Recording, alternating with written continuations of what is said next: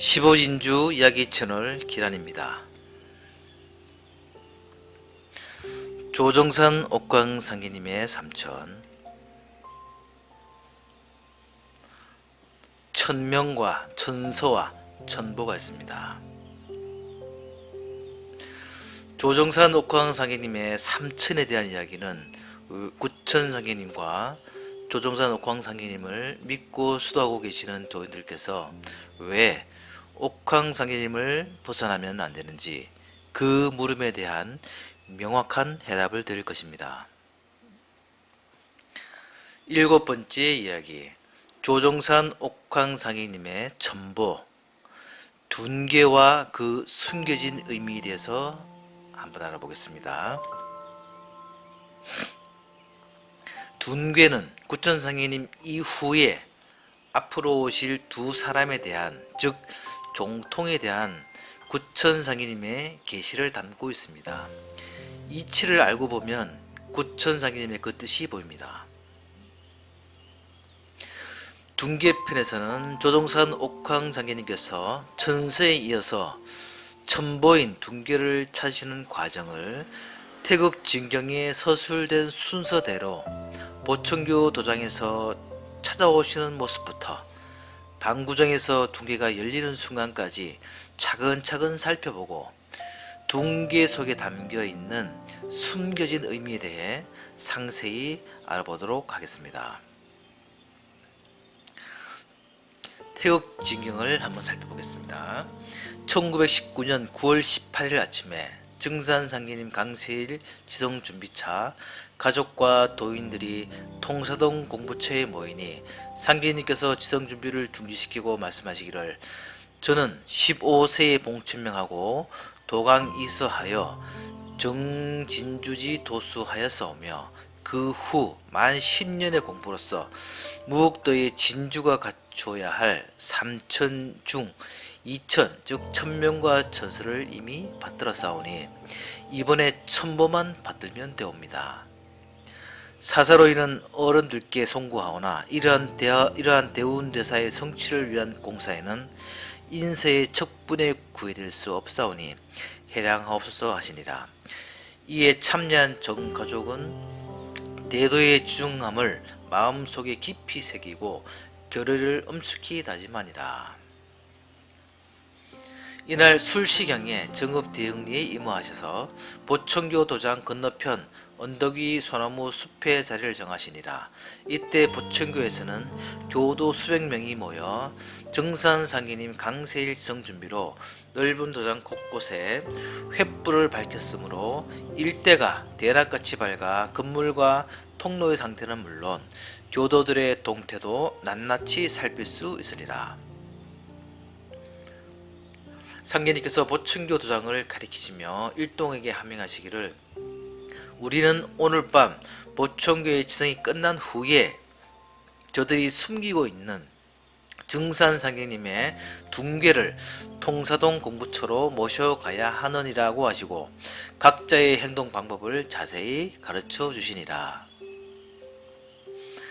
자정이 지나 일동을 출발시키시니 승호가 석갈의 크기의 소나무 한 그루를 뽑아 곤몽을 만들어 지니고 앞장서므로 상계님께서 사람을 상하게 하여서는 절대 아니 되느니라 하시니라. 일행이 보청교 도장에 당도하여 본당까지 들어가는 동안 보청교도들이 각 방에 많이 모여 있었으나 한 사람도 내다보지 않으니라. 상계님께서 각 방문 앞마다 교도들의 신발이 많음을 보시고 승으로 하여금 곤봉으로 본당 마루를 힘껏 내리쳐서 교도들을 깨우게 하신 다음 몸소 우레 같은 용성으로 천명에 의하여 천보를 모셔가려니 순순히 응하라. 만약 거역하는 자는 천보를 받으리라 하시니 교도들은 청천벽력 같은 일에 겁이 나서 꼼짝도 못하니라. 상계님께서 각 방을 수색하게 하셨으나 둔계를 찾지 못하므로 친히 한 방에 임하시니라. 상계님께서 그 방에 병풍으로 가려놓은 둔계와 약장을 발견하시고 두 장사로 하여금 대청으로 드러내게 하시고 추로하시며 승호에게 명하셔서 약장은 그대로 두고 둥개만 지고 나가게 하신 다음 일행을 재축하여 회정하시며 개철에게 대문을 지키고 서서 보총교도들의 추적을 맡게 하시니라. 이때 보총교도들은 치성을 마치고 모두 잠자리에 들었다가 벼락같은 호통 소리에 혼비백산하였는데 둥개 가져간다 하는 누군가의 고음 소리에 정신을 차리고 문을 열어보니 어떤 장사가 둥개를 지고 대문을 나가고 있느니라.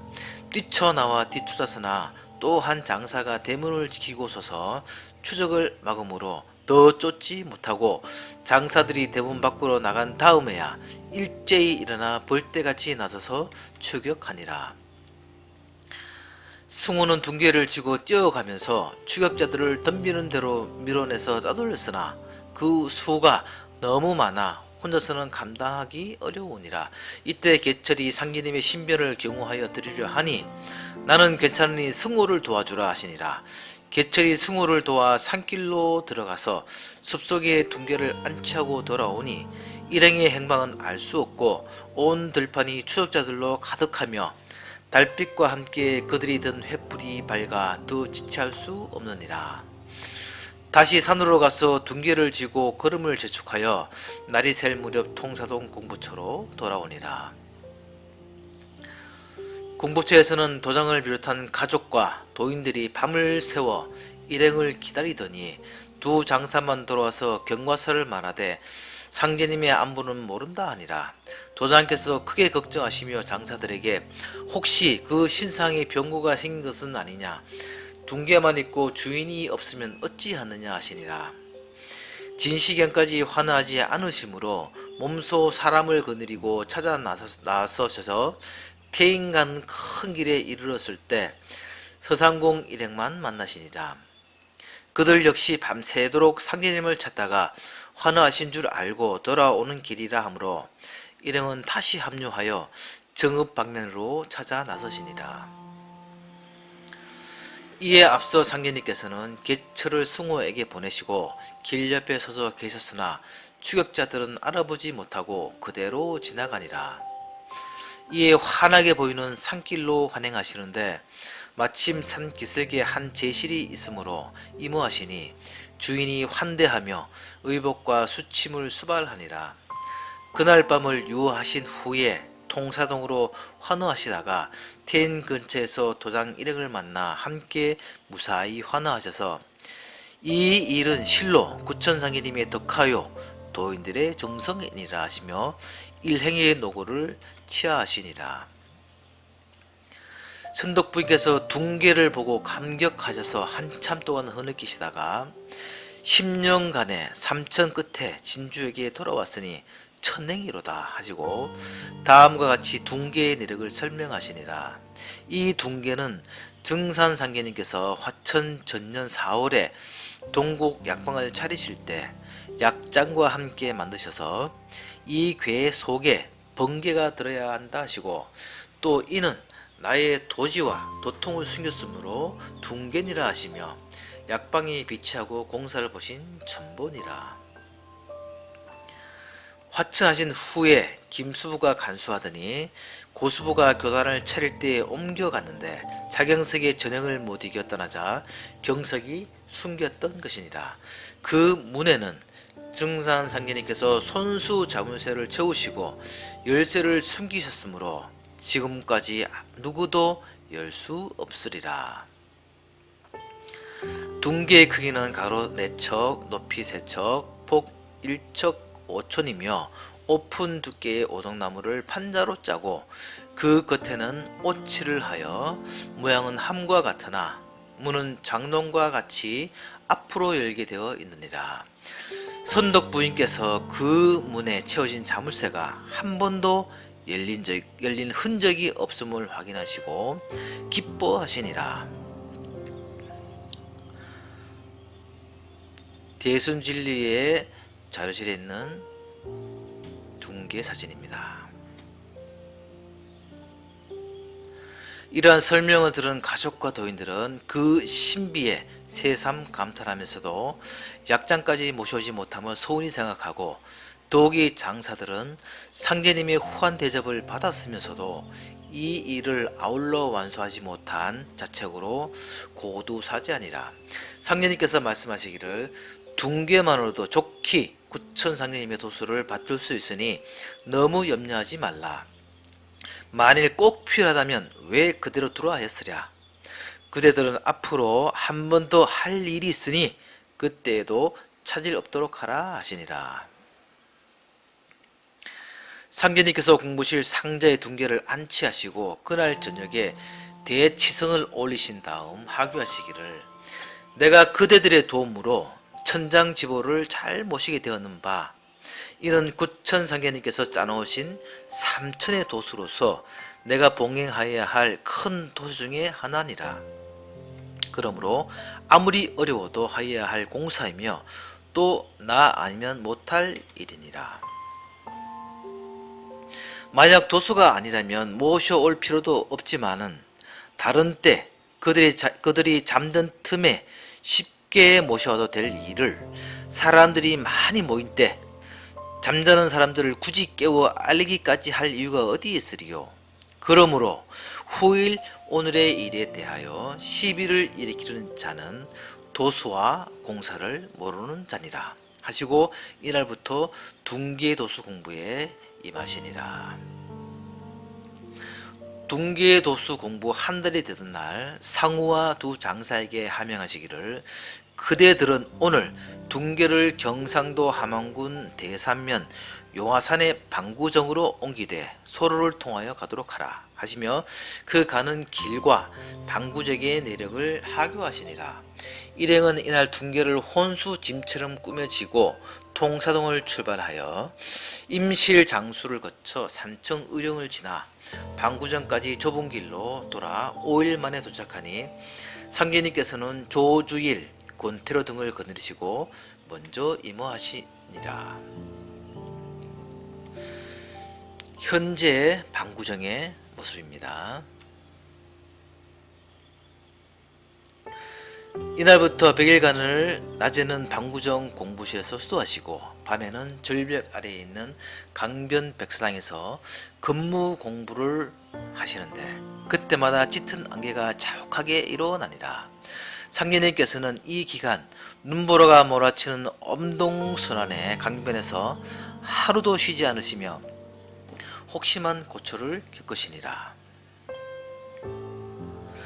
상제님께서 2월 중순 100일 공부를 마치시던 날, 이제 둥개 도수를 잘 맞춰 놓으라 하시며 시종들의 노고를 치하하신 다음 상우에게 하명하시기를, 이 둥개 문에 채워진 자물쇠를 열어야 하려니 열쇠를 만들도록 하라 하시니라. 상우가 7원읍에 가서 열쇠 장수를 데려와 자물쇠에 맞추어 열쇠를 만들게 하여 열려고 하였으나 열리지 않으니라. 다시 여러 개를 만들어 며칠간 수십 차례 시험하였으나 끝내 열리지 않으므로 그만두고 돌려보내라 하시니라.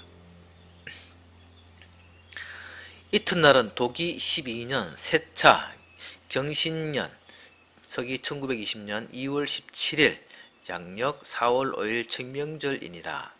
상제님께서 입절 시작인 4시에 공부실에서 두루치성을 올리신 후 둥개 앞에 따로 법수를 상에 차려 올리시고 시종들을 정렬하여 법조하게 하신 다음 친히 분양 사배하시고 일동에게 태울 줄을 연송하게 하시니라. 상제님께서 공부하실 때 쓰시는 주대를 열쇠 구멍에 끼우시는 순간 뇌성병력이 일어나며 천지가 진동하고 실내가 벼랑간 어두워졌다가 다시 밝아지며 자물쇠가 스스로 열리니라. 일동이 신이하게 생각할 때 상제님께서 둥개의 문을 여시니 또 한 번 뇌전이 일고 괴 안에서 섬광이 번쩍이니라. 상제님께서 둥개의 문을 열어놓으시고 사배를 올리심으로 일동도 따라 올리고 내부를 살피니 그 안에는 양가죽 한 장과 반쯤 핀 국화 한 송이가 들어있느니라.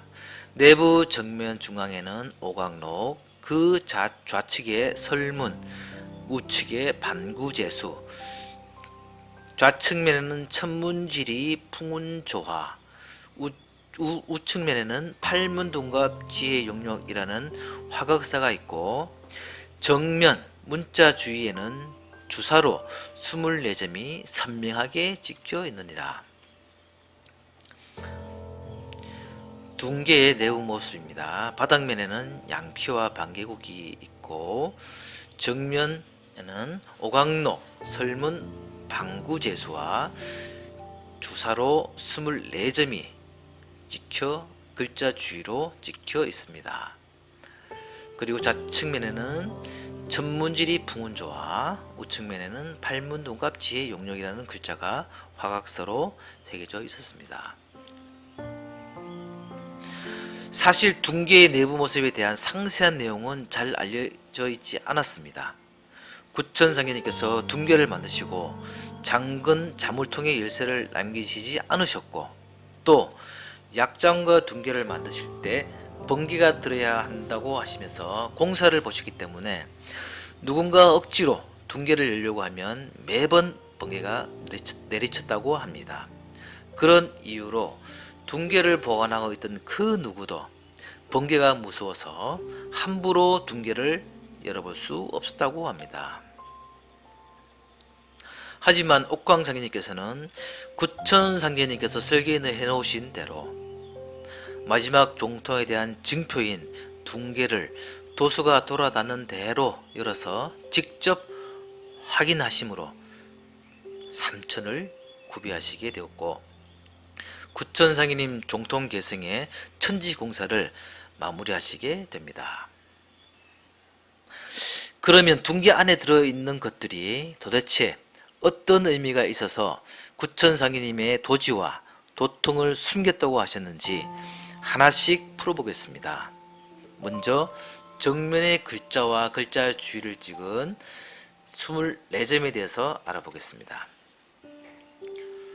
정면에는 오각록, 방구제수, 설문, 그리고 그 주위에 정면 주사로 24점이 찍혀 있습니다. 나는 오늘 초표왕의 원척을 풀었노라. 이제 후천 해원도수의 이 공사로서 그 원척을 풀었으니 이로부터 인간 세상의 모든 원척이 차츰 풀려 상생의 새 판국이 열리리라. 천지간의 원칙이 신명과 사람 사이에도 쌓여 있고, 또 나라와 나라 사이, 금수 초목에까지 없는 곳이 없어서 군생이 척신망령의 시달림을 받았으니 어찌 평온한 날이 있었으리요. 그러나 이 해원도수에 따라 모두 해원 광구되어 장차 5만년 청화성경이 절로 이루어지게 하리라 하시니라. 사후가 지난 봄에 둥계의 내부를 살피고 그 신비에 감동한 이래 그 비의를 깨닫기 골몰하다 못하여 연말 어느 날 상계님께 오각록과 설문의 뜻을 신중히 여쭈니, 오각록은 나의 비결이고 설문은 너희 비결이니 너는 묻지 말라 하시니라. 오각록에서 한번 알아보겠습니다. 옥황상계님께서 나의 비결이라 하신 오각록은 초평 항우의 일을 기록한 내용으로서 구천상계님께서 단주의 해원공사를 위시로 하신 것처럼 옥황상계님께서 초평 해원도수를 위시로 하신 것을 의미합니다. 그리고 방구제수에 대해서 한번 알아보겠습니다. 방구제수의 한자를 풀어보면 반자는 꺾을 절자와 입구어의 합친 밝을 철자와 같습니다.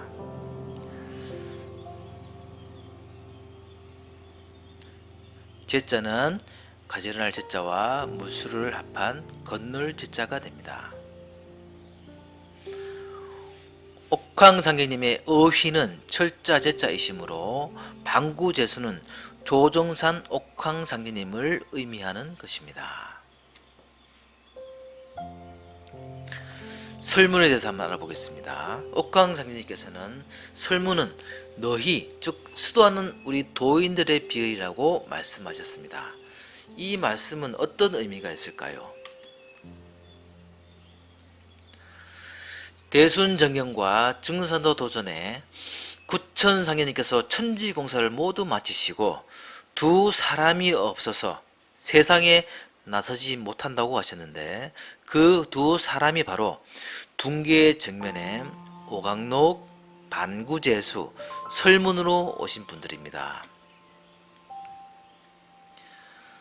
오광록과 반구제수는 이미 알아본 대로 조종산 옥황상제님을 의미하고, 나머지 한 분은 설문으로 오신 분임을 알 수 있습니다. 설문은 혀의 문으로, 즉 입을 의미합니다. 천간의 오행을 살펴보면 가불은 목이요, 병정이 화요, 무기가 토고, 경신이 금이요, 임계가 수기운입니다. 그리고 사람 얼굴에 있는 기관을 오행으로 나눠보면 눈이 목이요, 혀가 화요, 입이 토입니다. 그리고 코가 금이고 귀가 수기운입니다. 입은 오행상 중앙 오토, 황색을 의미합니다. 다시 말해 세 번째 오시는 분은 오토, 오황국주로 토의 기운으로 오실 것을 의미합니다. 경면주사 24점이 찍힌 의미를 한번 살펴보겠습니다. 정면에 오광록, 반구제수, 설문 주위에 경면주사 24점은 24년의 토를, 나이차를 가지고 두 분이 오신다는 의미입니다. 그리고 구천상제님과 옥황상제님께서도 24년 토를 가지고 오셨기에 세 분이 모두 24년의 토를, 나이차를 가지고 양띠로 오셨습니다. 둥계 내부에 바닥면에 있는 양피와 방계곡에 대해서 한번 알아보겠습니다. 양피는, 바닥면에 있는 양피는 세 분이 모두 양띠로 오시는 것을 의미합니다. 구천상제님께서는 신미년 1871년 양띠로 오셨고, 옥황상제님께서는 을미년 1895년 양띠로 오셨습니다. 두 분이 24년 토울이 됩니다. 그리고 오황국주 15전주로 오신 기민년에 1919년에 오신 오황국주께서는 옥황상제님과 24년 토리십니다. 오황국주는 두 번째 이야기, 저희 두 번째 이야기인 삼초공사의 비밀에서 밝힌 삼초 끝에 1919년 기민년에 오신 대인, 즉 15진주를 의미합니다. 대순진리의 정경에 보면 둥계에 대해서 설명한 구절이 있습니다. 한번 살펴보겠습니다. 도주께서 경신년에 통서동 제실에서 밤낮으로 불면불식하면서 공부하시던 중 2월 11일에 둥계가 봉안된 곳에서 벼락소리가 나더니 둥계가 저절로 열려져 있었도다. 그 속에 호피, 호랑이 가죽 한 장과 반쯤 핀 국화 한 송이가 그려져 있고, 양피, 양의 피로 24점이 궤에 찍혀 있고, 오광록, 팔문동갑, 설문이라는 글자가 궤에 쓰여 있었도다. 그 후 둥계는 도주께서 하만 방구정에서 공부하실 때 그곳으로 옮겨졌도다. 그러나 당시 신복자이던 창원사람 조주일이 둥계를 훔쳐갔는데 훗날에 종도들이 이를 알고 매우 안타까워하니 조주께서 그 시기의 도수에 쓰였으면 족하리라. 둥계의 돈자는 도망둔자이도다고 그들에게 이르셨도다. 읽어보시면 아시겠지만 대순진리의 정경에 나온 내용들은 태국도의 진경에 나온 내용들과 아주 많이 차이가 있습니다. 그래서 대순진리의 정경을 아무리 읽어도 그 의미를 알 수가 없었던 것입니다. 다시 여쭈기를 양피는 미생의 뜻이었고 24점은 사철의 뜻이오며 방구제수는 선생님의 조남이 분명하오나 반개국의 뜻은 무엇이옵나이까 하교하여 주옵소서 하니 국화는 9월 5일에 반쯤 핀다는 뜻이니라.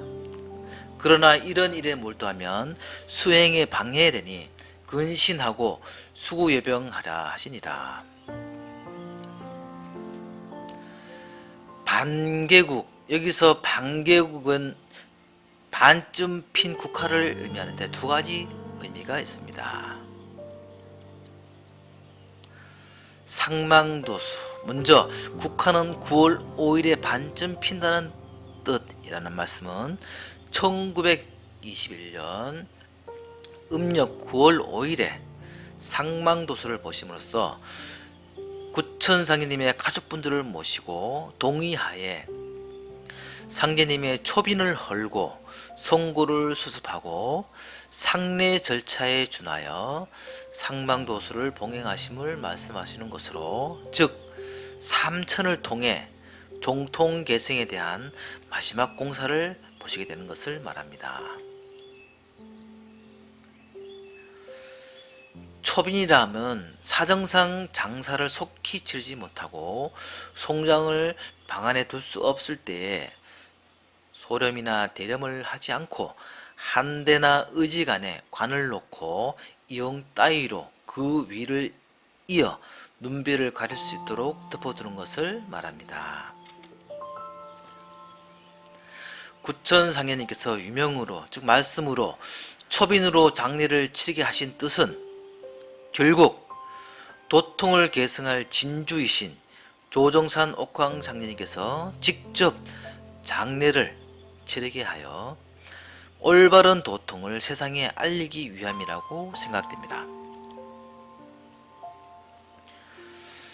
여기서 반쯤 핀다는 의미는 옥황장례님께서 절반, 즉 3등분의 중간 두 번째로 종통을 이으신다는 의미입니다. 체지가 달로래에 보면 보름달은 온달이요 나흘달은 반달이네. 섣달이라 초나은 날 반달 보고 절을 하세.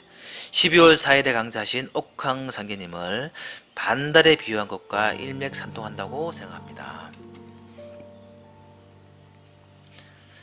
이로써 도가 반쯤 이루어진 형국이므로 반개국의 도수가 되는 것이고, 우리의 비결인 설문을 통해서 세 번째 분인 15진주에 이르러서야 완전히 국화가 피어 후천이 이루어진다는 의미가 아닌가 생각합니다. 즉 나의 일은 삼천이라야 이루어진다라고 하신 구천상님의 말씀과 상통합니다.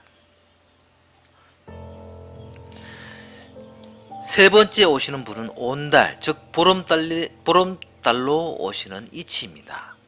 옥황상계님께서 황국하신 지 3년이나 지나서인 기민년 1919년 음력 1월 15일 대보름치성 후에 구천상계님의 계시를 받고 천서를 받으시는 것도 세 번째 양띠로서 황국주의 이치로 오시는 분을 맞이하기 위함이라고 생각됩니다.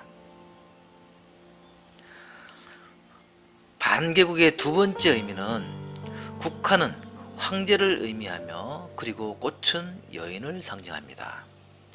황국화의 노란색은 오토의 상징이며 중앙 50토를 상징합니다. 즉 오황국주 15진주를 의미합니다. 또한 국화는 가을에 피는 꽃으로 모든 꽃이 다 피고 진 후에 마지막에 피는 꽃으로 선천 끝인 후천 가을에 피는 꽃입니다.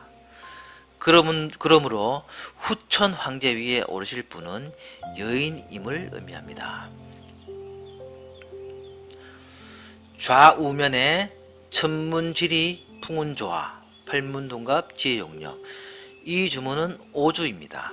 옥황장계님께서 천서를 받으신 오주의 주문으로 오한국주께서 앞으로 후천에서 쓰실 주문이라고 생각됩니다. 둥계의 의미를 한번 정리해 보면 구천상해님 이후로 두 사람이 오시는데 한 분은 방구제수 철자제자의 조정산 옥황상해님이시며 나머지 한 분은 설문으로 오시는데 두 분 다 양띠로 오시며 24년의 토울 나이차로 오신다고 하셨습니다. 세 번째 분은 오한국주로서 여인으로 오실 것을 의미하셨습니다.